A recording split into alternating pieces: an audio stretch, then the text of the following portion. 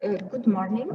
You are going to start the first roundtable of the 50th International Congress on Risks under the theme Protect Tomorrow.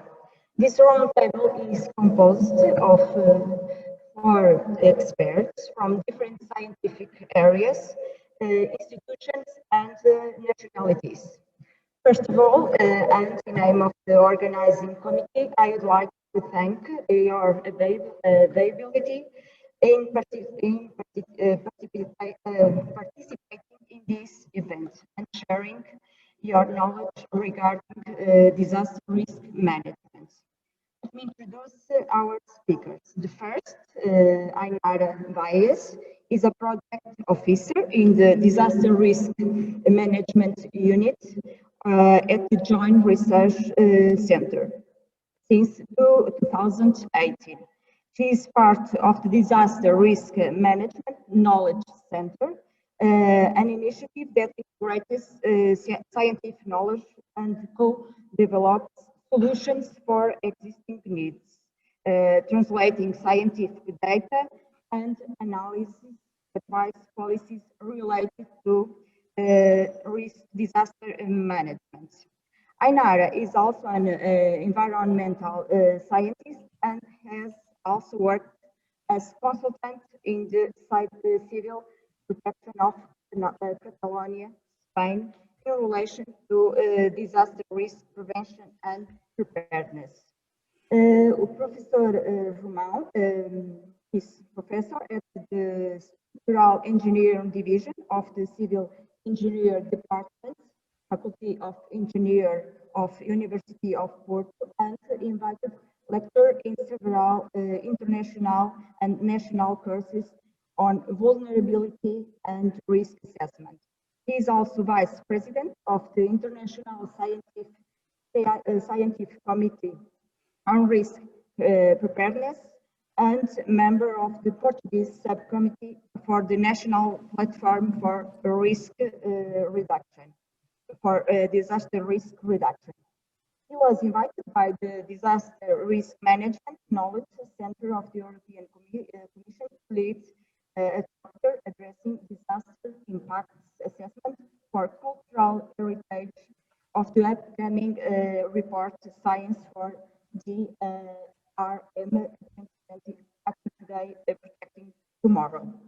Next speaker, João Nunes, is a geographer with post-graduation in studies on geographic information systems and sustainable development strategies, which has been developing climate change actions and sustainable development strategies for the city of Casajus through innovative approaches on spatial planning, technology, and governance models. He has participated in several European financial projects as well as Portuguese funding about how to manage the local strategies for climate change adaptation. Frank Chen is a professor in disaster management and emergency planning and research associate in the Center for Global Learning, Education and Attainment at the Coventry University. The focus of her research is on the risk communication and methodology of planning and evaluation, emergency crisis response training and exercises. Her current projects include tasks for post-disaster assistance, community vulnerability and resilience, reconstruction, and social vulnerability. She is also interested in disaster risk reduction education pedagogy. Following the presentations with a duration of 20 minutes. At the end will be a debate, so I invite all the virtual participants to ask questions via chat. Professor Ainara is the first to speak, and his presentation is about the concept of the knowledge centers, the Knowledge Center for Disaster Risk Management. Many thanks. Thank you for the introduction. Can everybody hear me? I think so. Yes. Okay. Well, I wanted to also have a short speech from my side to introduce the session. Because, well, first of all, good morning to everybody and for joining us in this morning session with the title Acting Today, Protecting Tomorrow. That is actually one of the mottos of a moment, disaster risk management. Ainara, so a little bit, you have problems with... I have to shout? To shout, okay. Okay, I will shout then. Well, I was saying that this is one of the mottos of the Disaster Management Knowledge Center, which is a European Commission initiative that I am here representing today. And well, I just wanted to say a few words before starting my presentation, that it's like, well, COVID-19, I think, has shown the systemic nature of risk, and where different actors and assets are interrelated and they are dependent. So many lessons have been already detected and others will come. But I think it becomes obvious that different groups and actors must engage and work together in order to reduce risk. And then, well, we wanted the session to be as dynamic as possible, although I think it's being a bit difficult because of the technical limitations. So it's going to be 1 hour long, and as said before, there will be 4 interventions. I will be the first one, but joining me there is Fang Chen, then Xavier Romão, and finally Joao Diniz.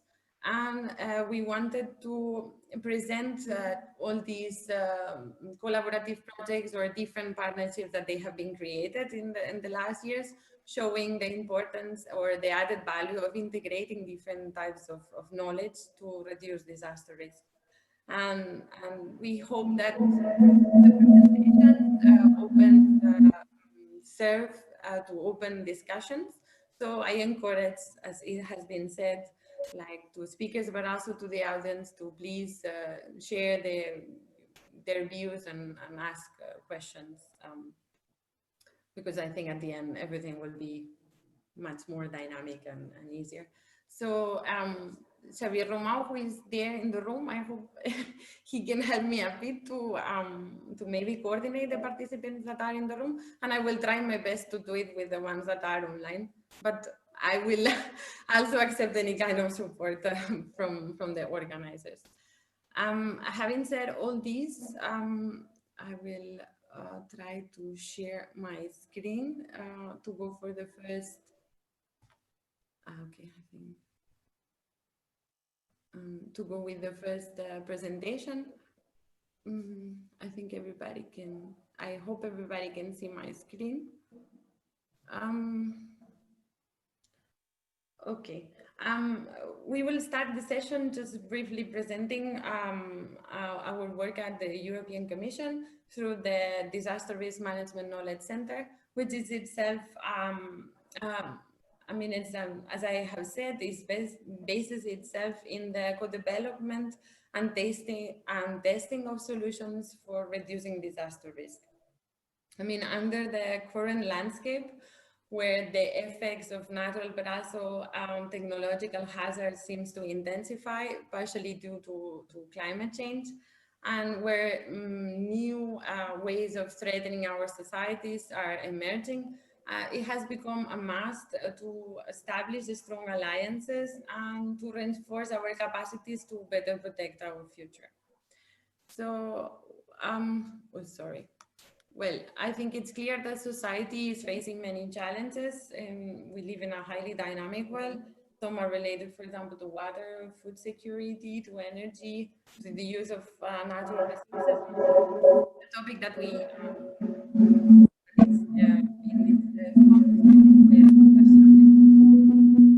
but also, I will need to say that we are also living in times of increasing populism and contestation in politics. So it's important to count with reliable information for well-informed policy making.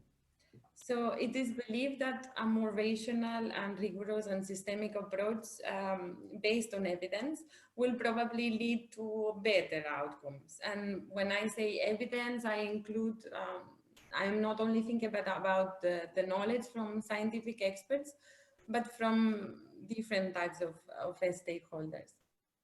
So data, information, and knowledge from different groups and actors, I mean, the evidence can help to deliver these targeted and good outcomes by using this evidence when drafting the policies, but also when implementing them. And here, during that phase, especially monitoring if the desired goals are, if the desired goals are reached, yeah, in general.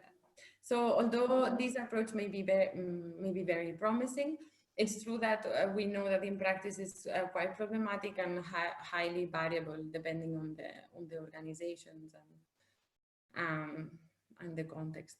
So the Joint Research Center is the European Commission Science and Knowledge Service, which employs scientists to carry out research in order to provide independent scientific advice and support EU policy. This is done throughout the whole policy cycle. I mean, when I mean that, it's like JRC aims to support the policymakers in defining the problems at hand, in maybe this designing alternatives for action, and then later on to implement the regulations or the policies in general. The JRC draws in on over 60 years of experience, and it's located across 5 different countries, and it hosts specialist laboratories, but also unique research facilities. So as I have said, at the JRC, we create, we manage, and we make sense of knowledge, and we develop innovative tools, and we make them available for the policymakers. I mean, the directorate generals that are in Brussels, those are the ones making the policies. And we also try to anticipate emerging issues and that they should be addressed at EU level. And we try to understand which is the policy environment. And to do that, we do it in-house, but we also collaborate with different research organizations worldwide. So today we have access to a unique vast amount of information that comes from many sources. And I would say that the added value of the JRC is actually managing that knowledge. That means filtering it, analyzing it, visualizing it, and finally transferring that knowledge to the end users for, at the end, I mean, our main goal is EU policies. So with that in mind, and to deal with all the flood of information and data, the JRC created specific entities, and those are called knowledge centers. These systematically analyze and review data and information in certain areas and bringing together experts and knowledge that are from inside Commission, but also from outside.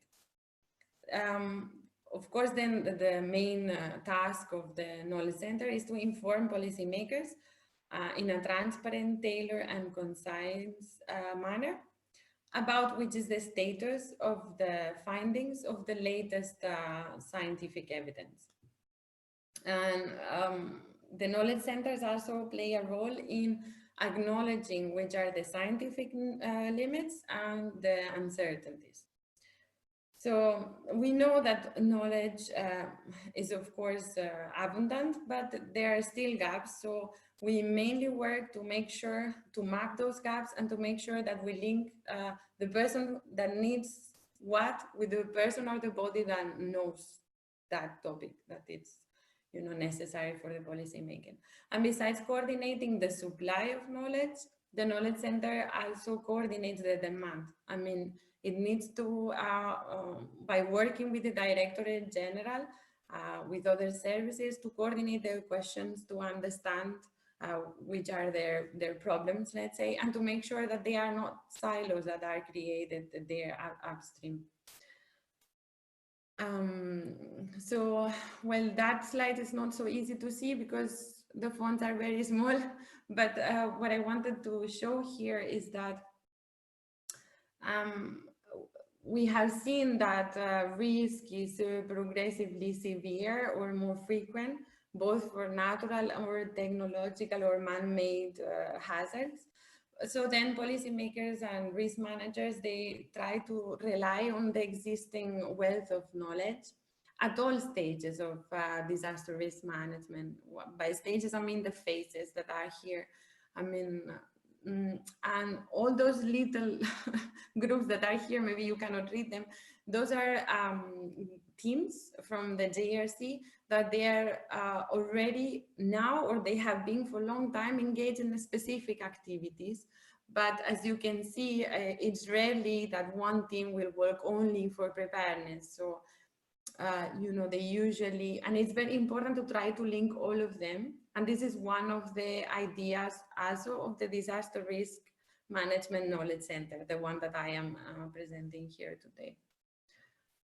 So as said, the DRMKC then gathers all those teams from the JRC, but also different European Commission services, the ones that you can see on the left, or I see on my left, but also European countries and the whole community dealing with disaster risk to manage risk in a more coordinated way. This, I will say that our main goal is coordination, because it's through this that we will make sure that policies will be more effective, because usually what is necessary for sure is to coordinate those policies, but also to transfer the knowledge that it already exists through different sectors.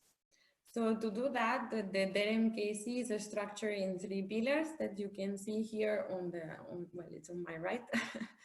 I will start with partnership. They are all dependent.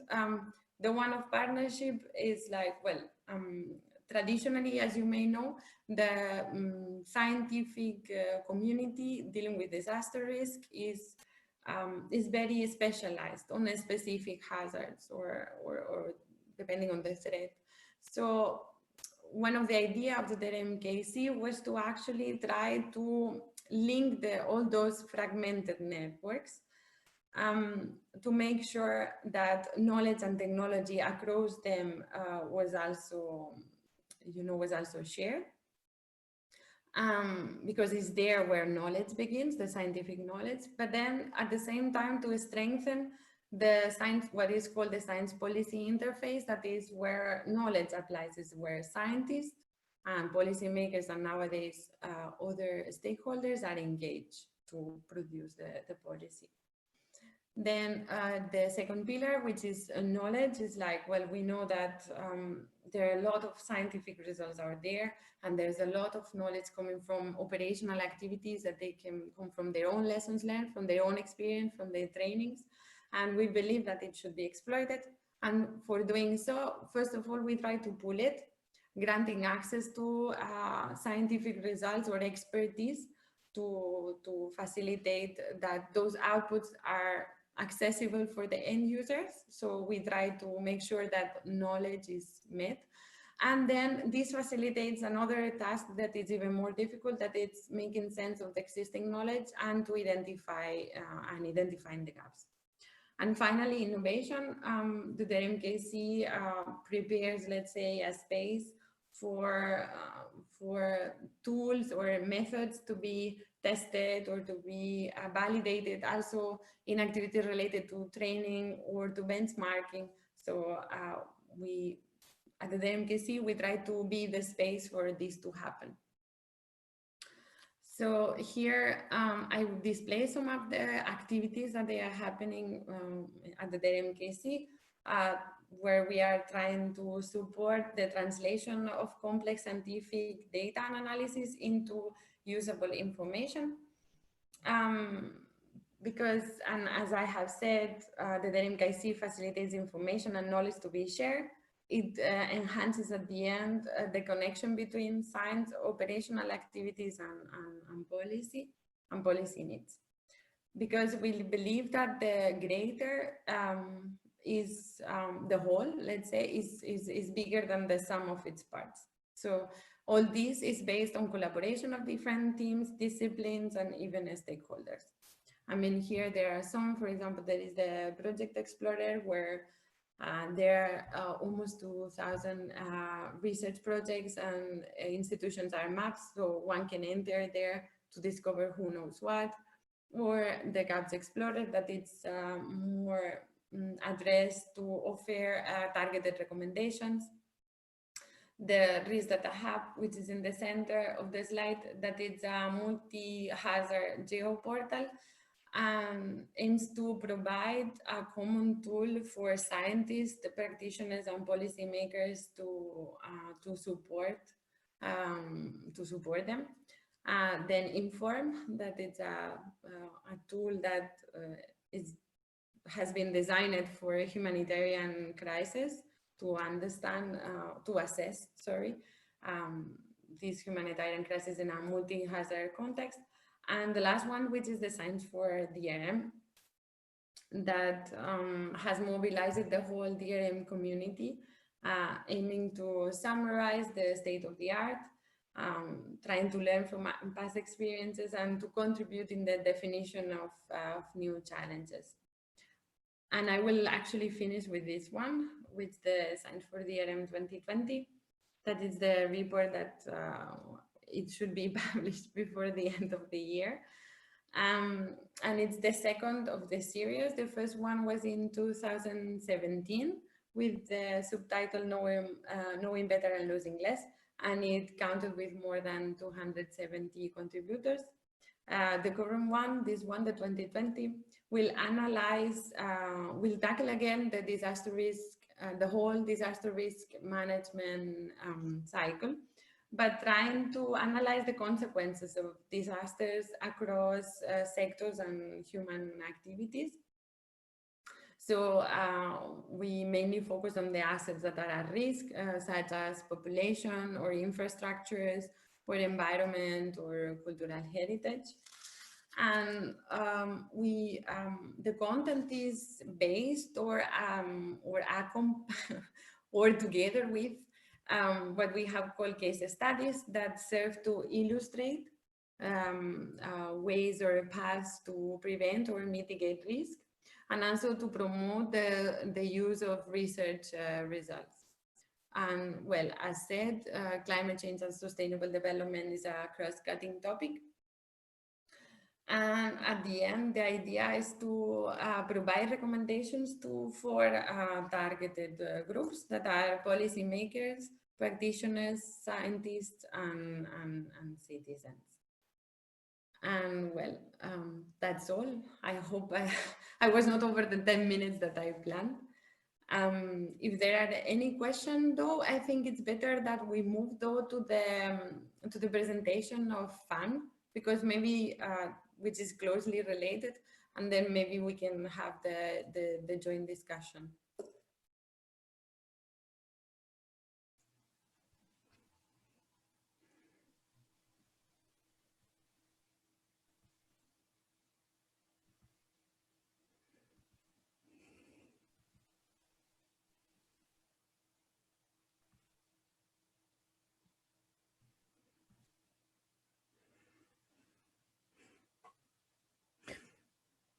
Okay, should I share my screen?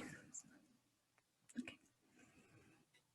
So I'm hoping that you can see my PowerPoint slides. I'm hoping, yeah, I think it's always a challenge. Right, I click the button. I'm hoping it's the right thing. So I'm hoping you can see very nice view of Coventry University nightlife. Okay, cool.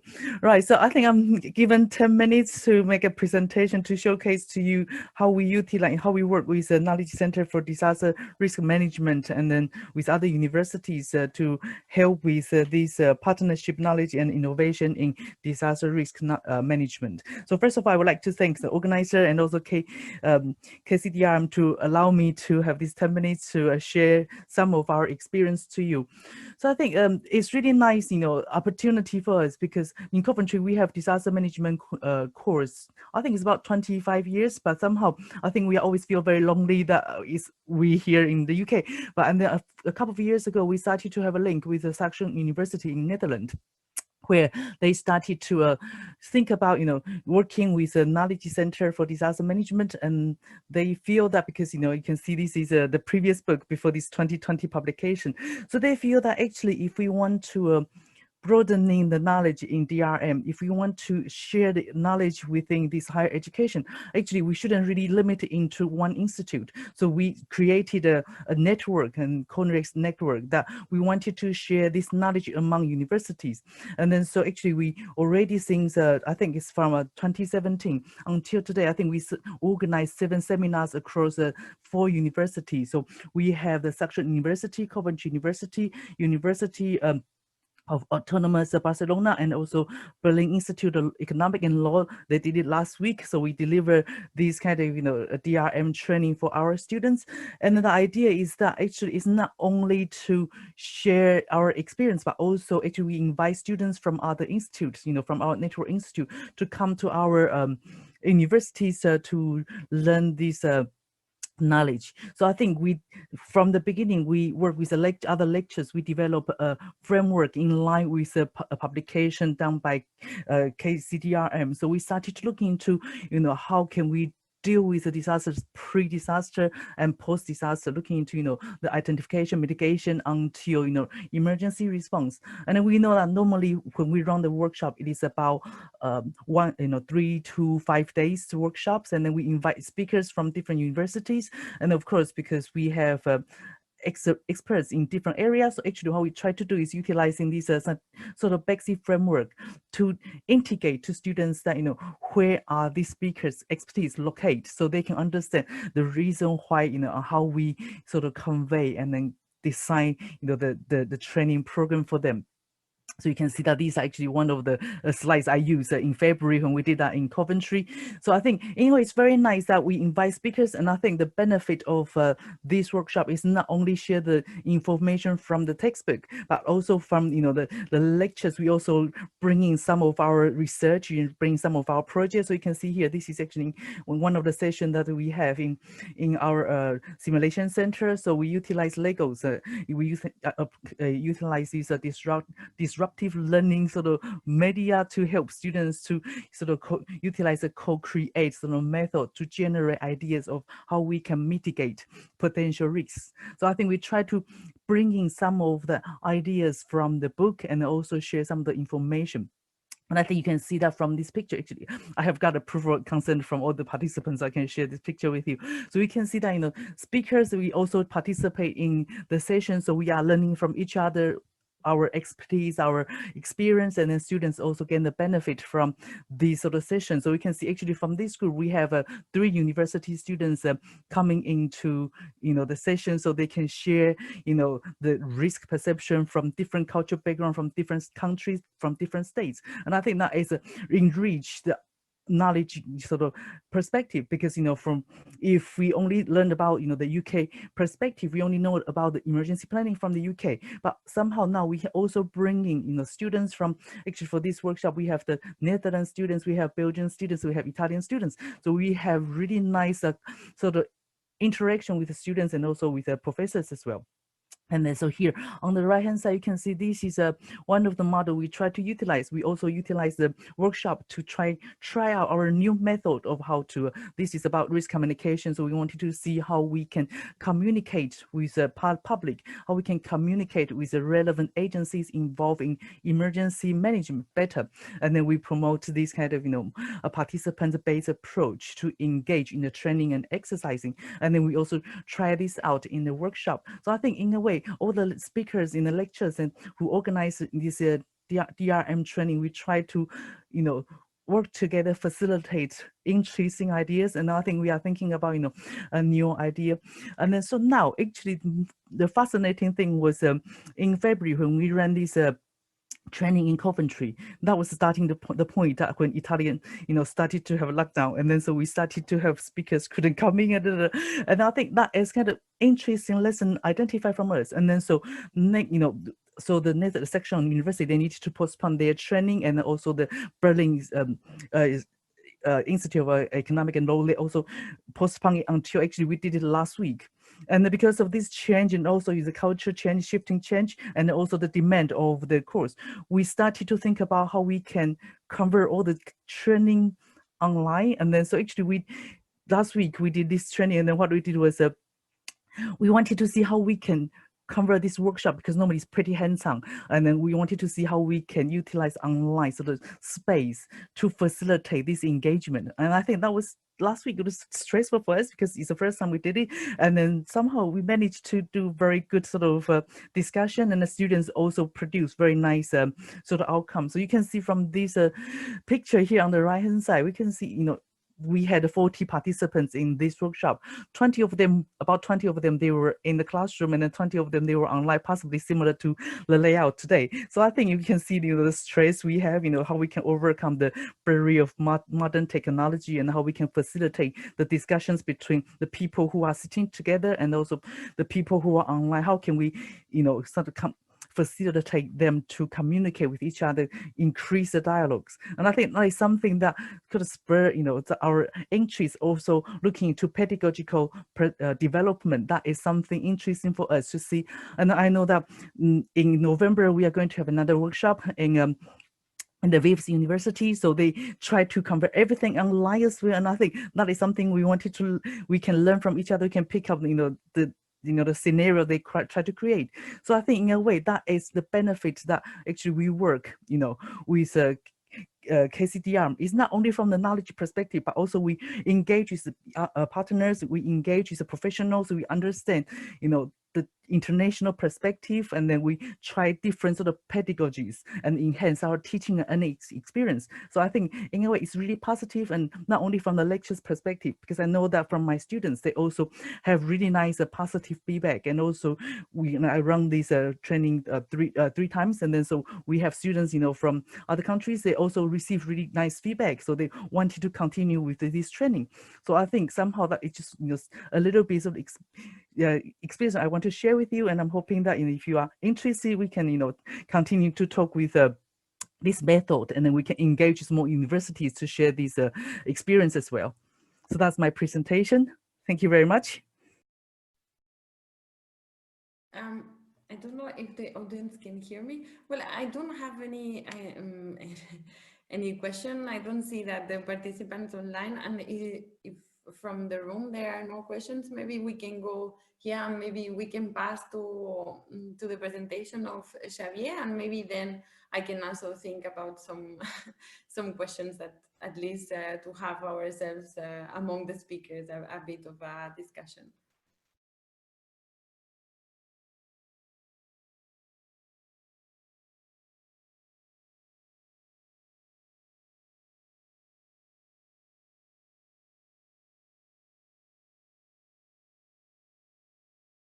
And how they affect our societies. And then on a let's say forward-thinking level, we have disaster modeling, because we have disasters, we have impact, but in fact what we want is to prevent future disasters. We want to reduce future losses. So this information of past events, so what happened, the quantification of what happened, is really, really important for preventing future disasters. In fact, we will need to develop new risk assessment models, new risk prediction models, and these models would need to be validated based on empirical data. And that empirical data is in fact disaster loss data. So what happened in past events. So in fact, when we look at I kind of lost control here. Okay. When we look at, let's say, the risk assessment cycle, and we can see that, let's say, if we collect this information of disaster loss data into databases that are easily reusable, let's say, by anyone that wants to do a risk assessment or develop any kind of new risk reduction solution. I mean, as long as this database is being fed by past events and any events that happen, and that the information is, let's say, collected systematically, well organized in a way that can be reused by everyone, you will be able to feed information for the risk assessment, for the risk communication, for the analysis and decision making in terms of what to do, what are the solutions that I need to implement. So everything will be, let's say, reused and will basically validate whatever you want to do in terms of your risk management strategy. So this is the basic, let's say, building block of a solid and a robust risk management strategy. Now, what's the status of the art in terms of disaster loss data collection and management currently in Europe? Well, it's almost at the starting point, to be honest. We are kind of building awareness about the importance of this, but it's still not there yet. And we are starting to build information models that can be useful to collect and register this information.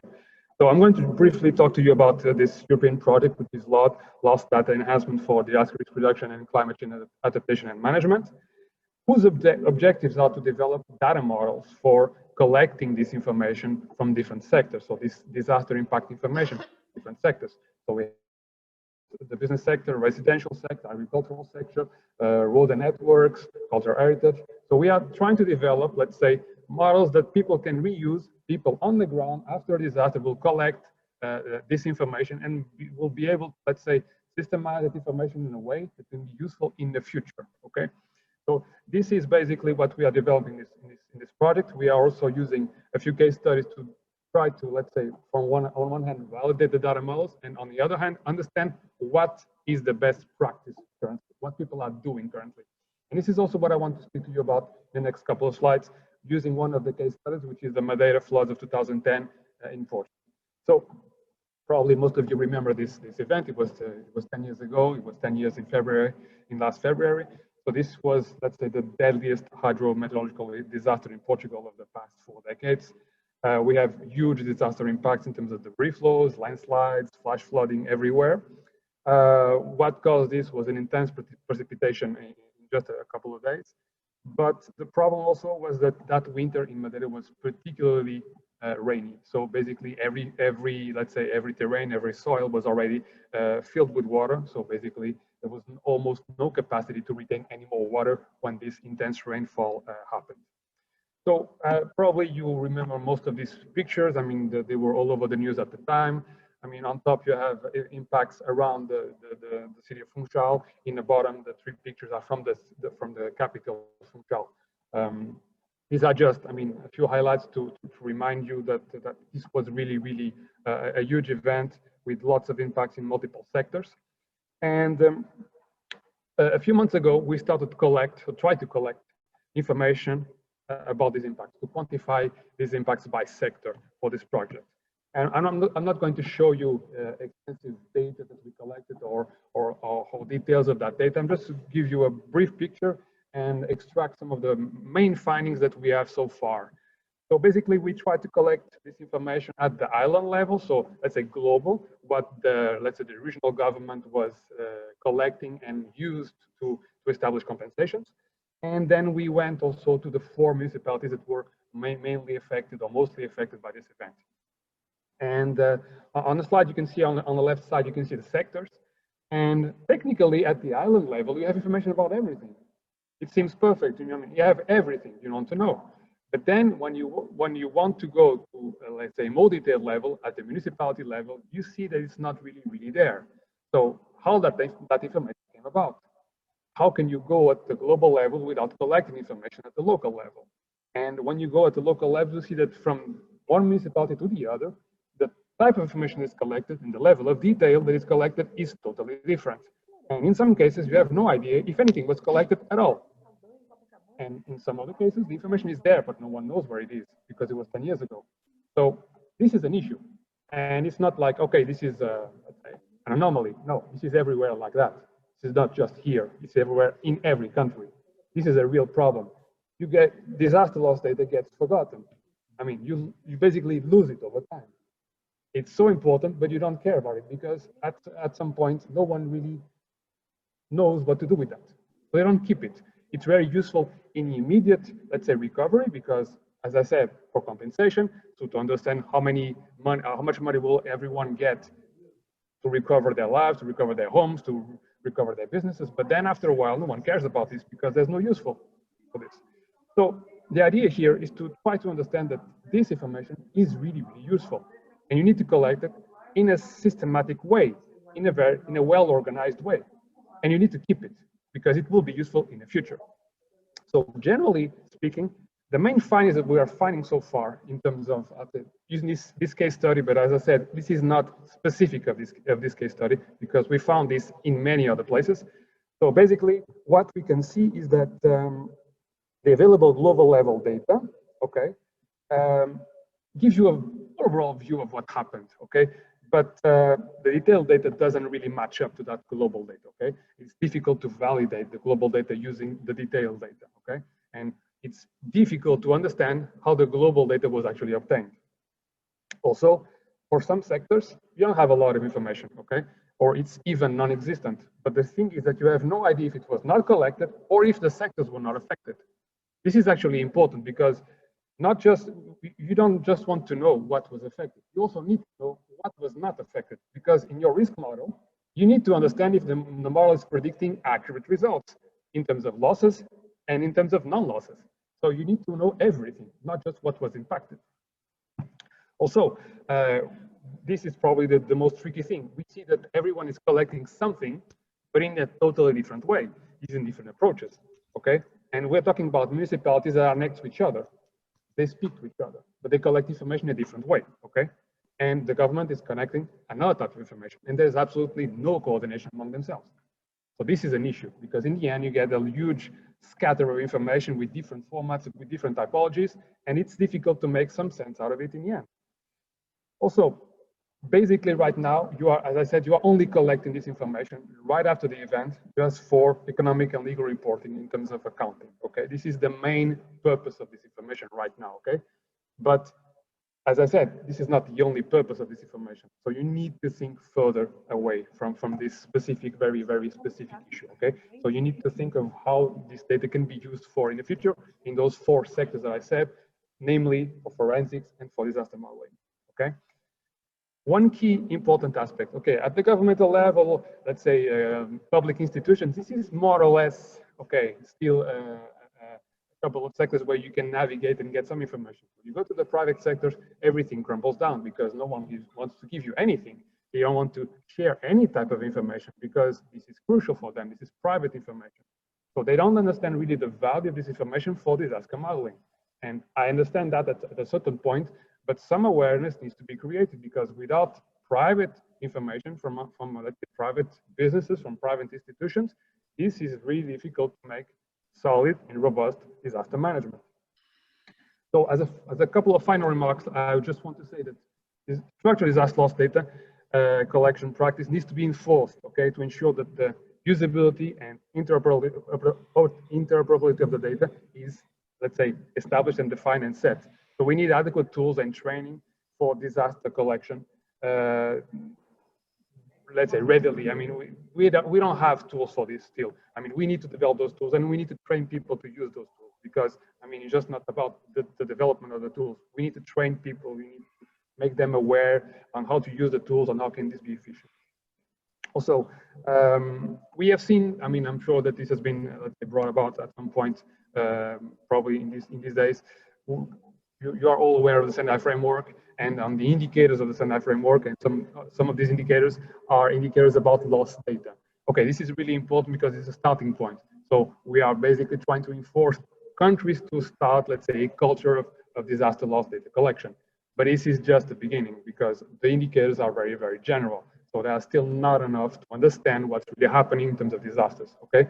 It's the starting point, it's very important, but it's not, let's say, the end goal. This is just a baby step.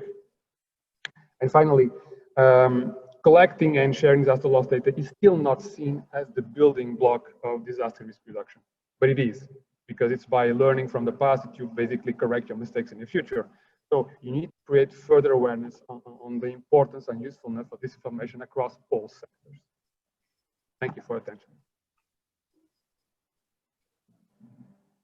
Well, I think we already have maybe some food to speak. There are no questions online, so please you know, I encourage everybody to participate, but I think maybe we can start with the case that you presented, Xavier, that you said, I agree with you, loss data collection and analysis is very promising, but it's still in its infancy. And as you indicated, the local level is important here, but seems to be still not fully engaged. And well, I can see that it's about communication, and it's about creating a long-term partnership for sure.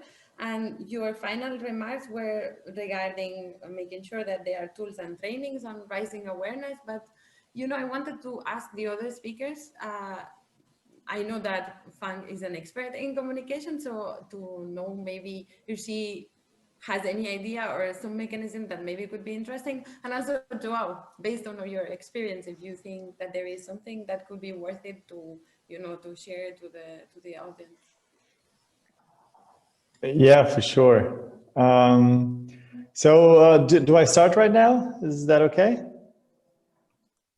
Okay, I'm going to share my screen.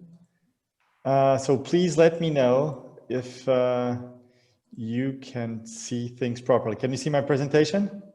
Okay, great. So thank you very much for this very kind invitation. I'm really honored to share again on this subject, especially because we and researchers work very closely together, and we've been learning quite significantly from each other. So that's always nice to have.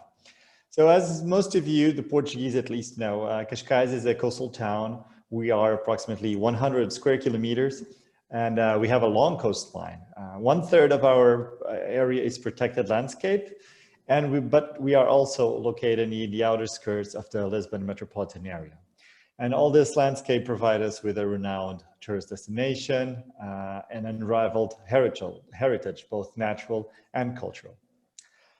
So climate change affects us cities.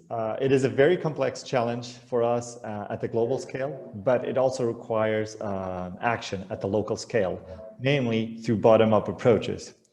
We have, at some sort, limited power delegation for policies, health, coastal management, civil protection, spatial planning, and so on. This is usually a long-term commitment, but we are also working on what do we call local term. So this is a problem for us. I would probably ask Xavier to mute his phone because I can hear him loudly on the room. So at the same time, this is also a large spectrum analysis. So everybody from the fields of biodiversity, of oceanographics, of economics, of cultural and social studies are also studying this phenomenon, and not only at short scale, but also at the large scale impacts. So this is extremely different from what we practitioners at city levels are usually doing. So that's one of our challenges. So obviously in Cascais, we tackle this through strategic planning. For example, in 2009, we started with what is the first local climate strategy in Portugal, together with Almada and also with the cities of Sintra, both our neighbors, one by land, one by ocean. We have also benefited from significant EU granting projects, because the European Union is tackling this with a lot of resources. They have seen the benefits of climate action, both in adaptation and mitigation, but we drove into that policies, and it drove us forward. It gave us a bit of momentum. So we had a lot of EU programs integrated, namely, for example, the Covenant of Mayors, Horizon 2020, the EEA grants, FP7, so all those financing programs that we have, and all those significant projects that we grasped these opportunities on.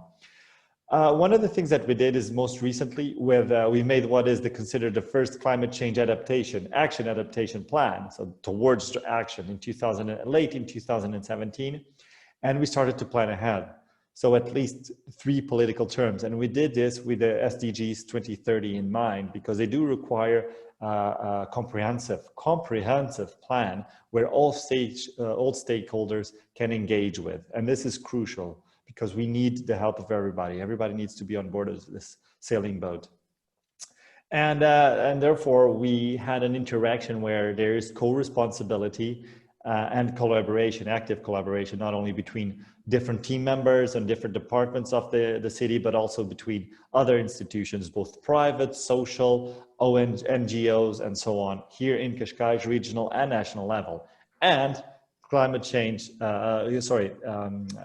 European level as well. At the same time, we're just starting working on our carbon neutrality plans, because we need to, drive this momentum forward, and we need a bit more ambition on this action. So, regarding research and climate action, let me just place this a bit here forward.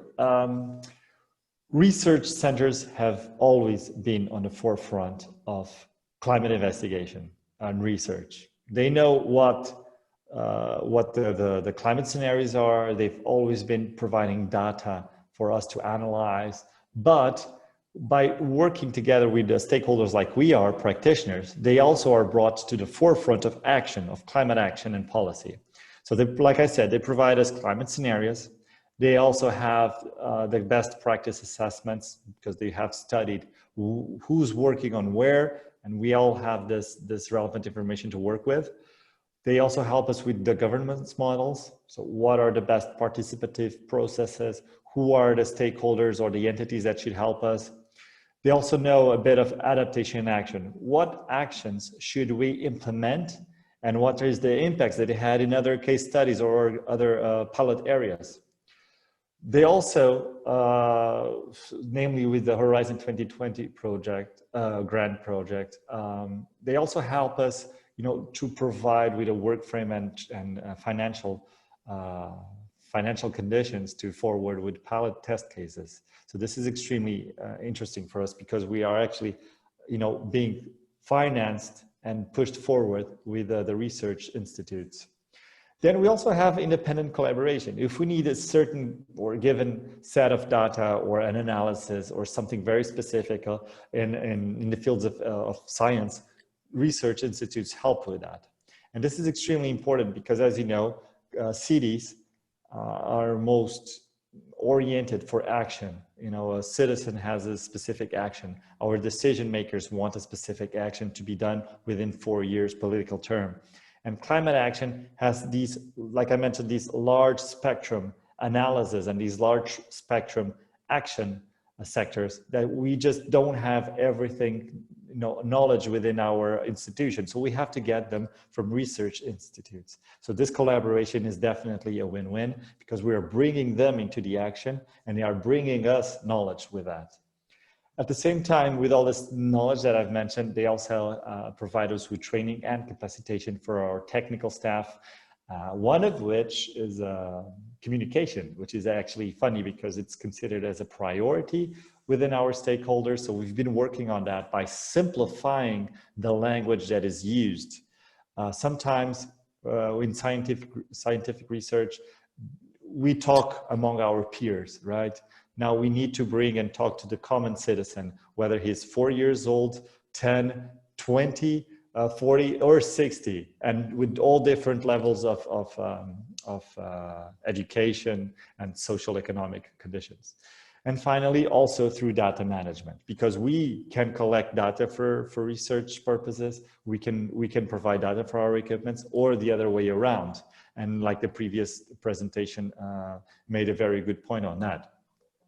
So basically what I mean is that we bridge the gap between modeling and these social complex and spatial planning, as well as the stakeholder engagement. So this is crucial for us. So a few of examples of what we've been doing. For example, with the faculties around Portugal, we've been provided with IPC scenarios and these spatial resolutions that were 10 years ago, let's say 100 kilometers, are now 15 kilometers, and we know exactly how the climate is evolving within that specific area. So this is important because it does reduce the uncertainty, and it also therefore reduces what is the decision-making risks, the making a bad decision in the future. And why is this relevant? Because you get this evolution, not only in 4 years, but in a 10-year period, or maybe even more. So we are reducing uncertainty, and it helps a lot. We are sharing data freely among ourselves. One example that I want to share you further in the future is one of our meteorological data sets. We have 5, soon to have 6 meteorological stations in our municipality.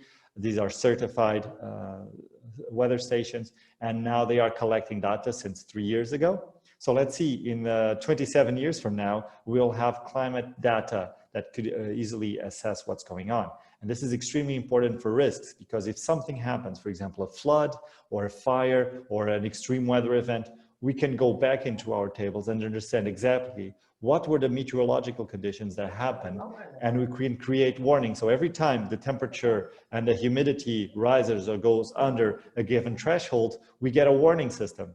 And the same with wind, and the same with any other meteorological element. Another very interesting aspect that was crucial for us was the base adaptation project that you can consult all the information online, which helped us to define a governance model for our climate action plans.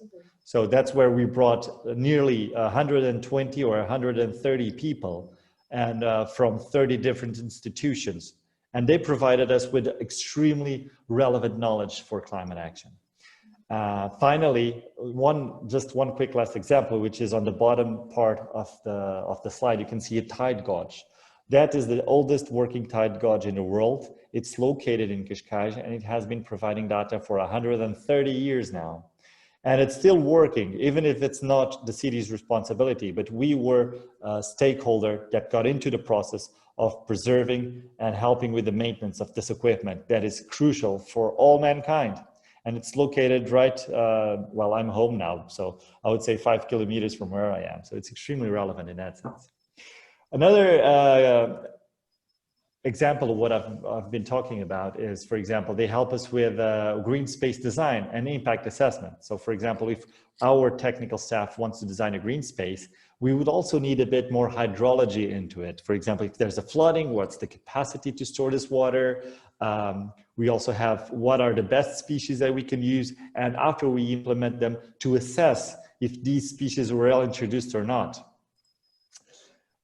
We have the local meteorological stations that I've mentioned. It's completely free, and you have a table, so you can do queries and you can understand how was the temperature last month, how was 1 year ago or 3 years ago. What if I want to retrieve all data set that is placed on 30-minute interval? You can get all that for free. All you have to do is go to this link here and get that. So this is an example of a meteorological station, and what I've placed here is in this red line that you see here is when we had a fire, a forest fire, and we can easily see how the fire, we finally saw after so many fires over so many years, how the fire actually works the local meteorological behavior of wind and temperature. So there's that line is before and after the fire, and you can see there's a clear difference in the direction and intensity.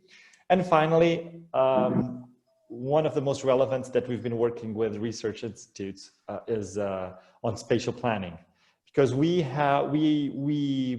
are an institution that has to go according to where is the law. And that's where our staff, my colleagues, focus on. So if we want to bring something new regarding climate change, if we want to put climate into planning, spatial planning, we need to be extremely sure about what we're doing so we don't cause any conflict, and it's as scientifically rigorous as possible. So we have that climatopus charts from a few years ago that is still on master plan today, and it's leading a bit of what is guidelines or guidances to what we should do regarding both green spaces, natural areas, but also the construction. Another few examples are training sessions. We've done a lot of training capacitation for both us, stakeholders, and even students. We co-author on manuals and publications. We are providing a knowledge hub for students, for example, with the Zephyrus. It's not a project, it's a center from the Geographic Institute of the Lisbon University, where we just bring on your students for master degrees, for PhDs, for a thesis, for whatever, and we'll provide them with free data. Just send me an email, tell me what you need, who you need to contact, and we'll work with them because we get this information easily. And finally, like I previously mentioned, consortium collaborations for EU funding. So this year, 2020 alone, we have reached, or we're about to reach the 2.5 million euros margin for financing through EU projects for climate change research and action as well. So it's pretty good, I would say. Just a few noteworthy mentions. For example, where we have worked with research institutes. For example, on the center picture, you can see our greenway of Vinhas, where we designed a greenway that was supposed to be destroyed in case of flooding, but we still needed information on hydrology because that's not our field of expertise. So we're working on that with them. We worked, for example, designing Climathon with research students. We have the publications on both manuals on how to do, for example, green spaces or good practices around the world, how to plan ahead, well over the normal political terms. But like I mentioned right in the start of our presentation, how can we communicate climate change with citizens? So we work together to make sure that we have the nice infographics and information written that everybody can see and understand. So finally, climate change, the lessons that we have. Climate change does require state-of-the-art knowledge that comes from research institutes, but a pragmatical approach. Otherwise, all that information will be lost in publications and never truly implemented or tested, because after we test, we can make sure that others don't do the same problems or have the same difficulties that we have. So it's a sharing stance that we have. We also try to reduce the risk assessments on climate change with research institutes, because they are providing us with data. We're doing the same, but they are doing analyze and they're bringing them back. We also must leverage knowledge. You know, global cities nowadays, they are measured and they want to be more competitive at the local market. And the way they can do this is not only through financial investment, but also through knowledge and information. So why not have climate change information and risk reduction over this? How much does it cost a heat wave? How many deaths does it cost? Or a flooding, or so on. So all these elements are crucial for city development. So one of the few case studies or challenges that we're still facing is, okay, we are on this, let's call it the state of the art in terms of collaboration. So how do we replicate knowledge-based case studies between cities? This is something that we definitely want to. How can we bridge the gap between private sector stakeholders? Like it was also said in the previous information, because they don't want to share data, but how can we bring them and invest their own resources into working together with research institutes to reduce risks? Not only for their business, but for the cities that they are located in. So we've been working just a little bit with some insurance companies. They are extremely nervous sometimes to share information, but I'm pretty sure that they also have seen the benefits of this collaboration. So this concludes my presentation. I hope you enjoyed it, and please let me know if you have any more questions, and I'll be glad to help you with that. Thank you very much for the invitation.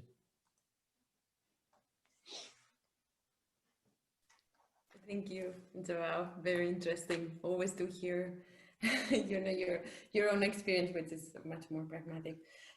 You already have some questions. I mean, I see that participants are a bit quiet. So, and we wanted the whole session to be dynamic. We don't have a lot of minutes.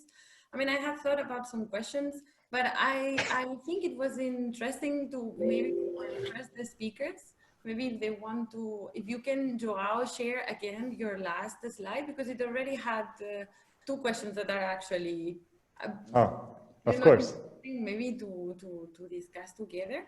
I had other ones, but you know, I think it's nice that maybe we can start with those. You were talking about actually how to replicate these knowledge-based cases, you know, how to really share and then have the space to taste those experiences. I think this is very interesting, and I don't know if FAM has already any idea, or maybe Xavier that has been engaged in other research projects, maybe with other municipalities. If you can maybe want to share your views or your opinions on that. Yeah, I think if I may, I think sorry, if I may, I think some apart from the training courses we do, actually normally we also run student field trips. But what we do is actually to increase students' employability. We on top of the field trips, we also ask students to engage with the community, so they will, share the DRM sort of knowledge within the primary schools or communities. And I think we have been successful deliver this sort of project in Taiwan several years. I think we started from about 2012 and until this year, and then actually this year because we couldn't go to Taiwan anymore, so we actually changed it into online delivery. And now I think we are looking for the similar methodology that if we can work, I think from my perspective is to utilize university students to engage with communities, and I think that is a good pedagogy, and also that can avoid, I think in the past when we identify the issue is that if we only rely on the lecturers or scientists to engage with communities, we have a limited amount of human resource. And I think utilize students in a way we can broadening the engagement, we can increase students' employability at the same time. More people can actually engage with this sort of knowledge exchange. And then with a promotion of this participant-based approach, we can actually sort of integration between students' knowledge with local knowledge as well. Very interesting. Actually, now that you are talking about students, and also Joao mentioned that they have dedicated a space for young people to be engaged. I think it's very important because in all your presentations there are two timelines happening. Let's say what is the short-term needs, something that is immediate, something that is clear, let's say, for citizens, that this should be reached, or we want this, we need this. And at the same time, there are all those long-term, let's say, commitments. And one, I think it's very nice that Joao talked about climate change because it represents a different scale. And at the same time, he mentioned that usually universities or academia are more focused on that timeline, let's say. So for me, maybe the young people are the ones that will be, like they will be across those two. So I don't know if you, Joao, and you, Fang, also want to share maybe which are the, besides tools and trainings, how do you feel? What do you think is really necessary or is key in order to engage them? And before you answer, I would like to ask the people in the room in Coimbra if they can hear me properly, because they couldn't hear us properly, the ones that we are in remote. And I also wanted to open the question to Xavier, but I'm not sure if he can hear me. Okay, I don't receive anything. Yeah, I think there's some listening problems. I think they cannot hear us. But okay, let's go back then to my question to you, Joao, and also Fang. I would like to hear from you. Based on your experience, what do you think is really key and necessary to engage these young, these young people that actually are the ones that they are really be engaged in all these long-term problematics?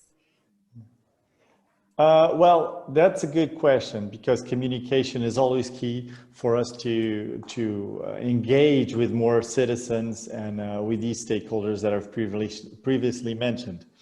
So I would have to say that we have to reply to a first question, which is, how does it affect me individually?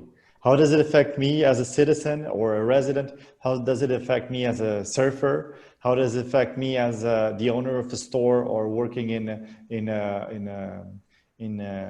don't know, in an insurance company or something like that? If we are able to engage with the citizens like this, then they will probably understand and they will have their interest in climate change. This is the first element of connection that we must reply to. So then we'll definitely have to understand if we are able to communicate properly with everybody. So climate change, for example, has an impact on health sector. So, but health affects differently, different age ranges, right? So we must engage surely that we are using the right language, the right the right communication tools, not only digital but local, and making sure that people understand the complexity of the problem, and that this is something not only seen today, but in a couple of years now. When that's a challenge by itself, because, for example, cities management, what people want is that they have a pothole on their street that they need to be fixed with, and they need it tomorrow. They don't need to think about the heat wave that's coming next year. But if we place them something like, okay, this will really, really increase your energy consumption because you need more cooling, or this will probably give you some health problems because of your heart rate or if your dehydration, and then you can't do whatever you would like. It's dangerous for you. So this connection is something that we need to work with. And I think that's just to echo Zhao's opinion. I think for our students, I think the most important thing is also, motivations. We need to motivate them to get involved. And I think we try to link them with, how do they develop their, their career, their personal development. And I think once they realize that actually it's actually with them, it is, part of them. And then that is where they can engage with this long-term voluntarism, because I think for our project, normally it's voluntary based. And then, so they really need to understand, why this is related to their, not only their life, but, their career, but also have a greater impact on the communities.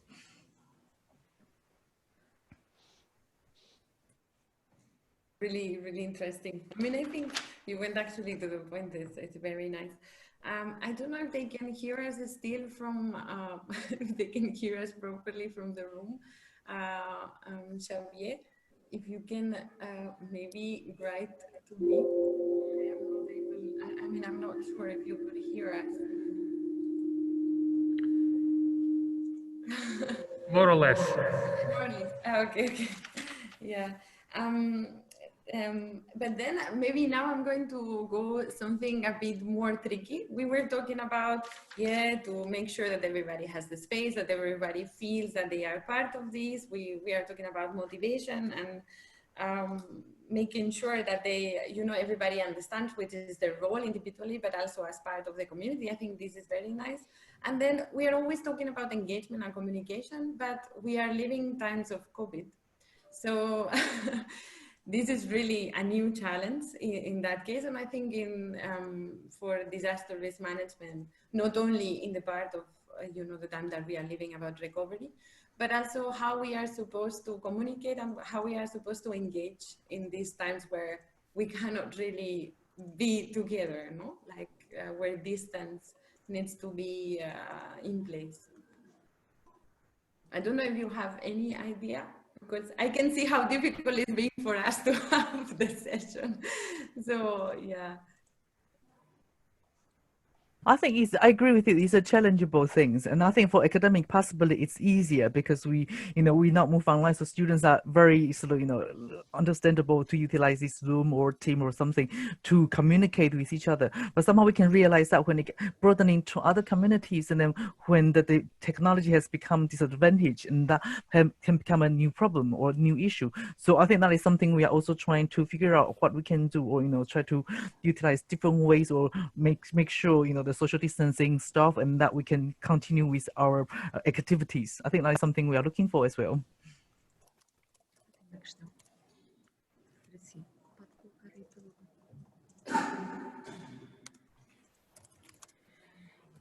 So it's me that you cannot hear. Me, I'm the problem. Because the room in Coimbra cannot hear me. Yeah. Okay, that's a pity. Well, I don't, but you could hear the other, you could hear Fang and Joai when they intervene, right? Okay. Yeah. Yeah. I think it's, people who are online, we can listen to each other, but then with the audience, they might have some trouble. It's such a pity because, then Xavier, can you hear me now if I shout a bit more? No? Still. Maybe if you put the mic inside your mouth. Yeah. Okay. There is an issue with the sound. Either it's very loud here or very, almost very low for us. It's such a pity because I actually had, we were talking now about how difficult it is to engage different stakeholders, considering we are living COVID. And you know, Fang presented her opinion, and I agree. I think for some sectors it's quite easy. I don't know, Joao, how they are going to handle it in a different level. Yeah. So I know it's much more difficult. And I wanted to finish, you know, because we are actually over the time. And I wanted also to Xavier to be able to contribute with his own ideas. And I think, you know, we were talking about lost data. I agree with you, Xavier, that this is promising, but still we are not able, you know, we are not able to show really the opportunities, I mean, of collecting and analyzing data beyond compensation. And this is, again, it comes back to what Joao said about making sure that you know, that people could understand all these long-term consequences in nowadays, no? So maybe it's for you to actually, for Joao and Xavier, if based on the challenges that Xavier shown, if you, Joao, have any proposal, and the other way around, if you know, if you think, if you, Xavier, that you have actually seen that all the different municipalities, yeah, very good, when maybe one can work, but they are not able to work together, how, you know, maybe if you can present what will be necessary in the case of research for the municipalities to coordinate together. Maybe I leave that last for you two, and then we can close the session. Okay, can you hear me? Yep. Okay, so I can tell you a little bit more of what we're trying to do with Madeira in particular.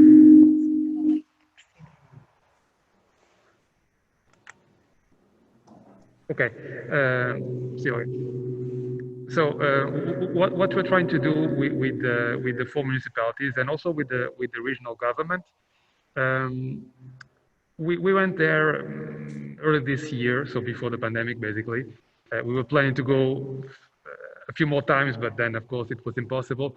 But the idea was to start working with them and making them understand about the importance of the data that they, in some cases, had, and in some others didn't have anymore. It was more or less clear for them that this is useful and that in the future it could actually prevent further disasters. And I mean, in whatever solution that they will develop or need to develop for risk reduction, it can be, let's say, useful for validation. But they also recognize that what they need is adequate means to collect. So, I mean, they understand that they need to work together, they need to have a standardized way to collect the information. And we were, in fact, in the process of developing a form to help them collect, not just for floods, but also for fires and for other events, because those forms need to be slightly different for different types of events, because different types of impacts will happen. So they understand this, but this takes time and takes resources and also training. So I understand that they are willing to, let's say, to be involved in this, but some level of budget needs to be assigned to these developments. And of course, then you still have another issue, which is, okay, let's say that a given country develops data collection forms for, I mean, a few events in their country, but another country will have to do something different maybe, because they have different, I don't know, assets. So the impacts will have to be somehow different. So again, you have also the issue of, let's say, data compatibility. So this somehow should be also centralized at the EU level, if you want, in terms of the European Commission. But I mean, starting let's say the discussion with them and making them understand and making them aware of the importance is the first step. But this is apparently more or less easy.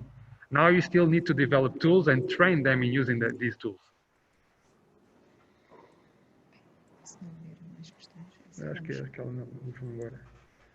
Thank you, Xavier.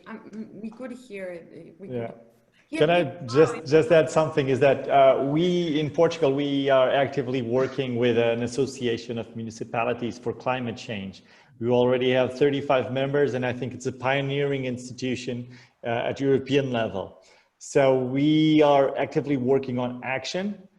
We have some research partners, but if they want to share more on how, or engage more in a more collaborative way, I'm sure that we would be available for that, because that's something that we are eager to have.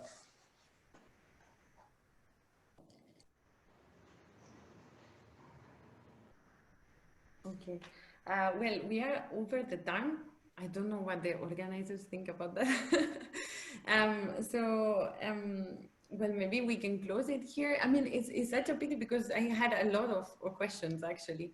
And I don't know if somebody, the audience, I see it's quite silent, but I'm not sure if it's because they are writing somewhere and I don't see it, or because they prefer just to hear us or hear you. Well, having said all that, I want to thank you, the three of you, for you know, joining me in that case, but also joining the rest of the audience. I want to thank the organizers for giving us the opportunity to be here today. I would like to say a few words about what are the things that you have presented and about the discussion. And I think it's nice because you highlighted that risk is about, it's true that it's about hard facts, no, it's about empirical data, but it's also about the context where all these events occur. So it's, of course, you know, if we understand risk as the interaction between the hazards and the vulnerability or the capacities of the assets and people that are exposed, then it's clear, no, that different disciplines and actors need to work together and to design any measure to tackle risk. I found interesting that you mentioned the idea of motivation and to make sure that, you know, research becomes something that it's closer to the citizen or to the local level, because it's actually there, no, where the changes happen. Although, you know, there are different challenges that for sure they should be over, you know, like they should be assessed as you, Xavier, shown.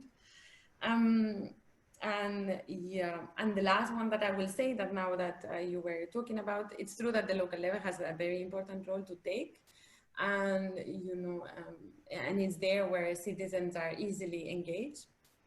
But I guess that communities need also the support of other actors or other levels, and here we were talking about the authorities, and I guess it's because one idea that you mentioned, that it's funding, because at the end, you know, resources are very important.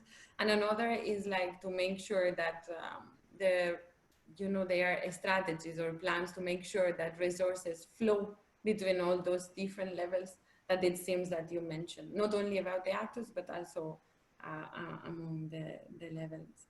And that's all what I wanted to say. I mean, thank you again, and hope to see you around. Thank you very much for everything. Thank you. Thank you. Thank you. Thank you very much for your participation. Thank you. Thank you. Ciao. Bye.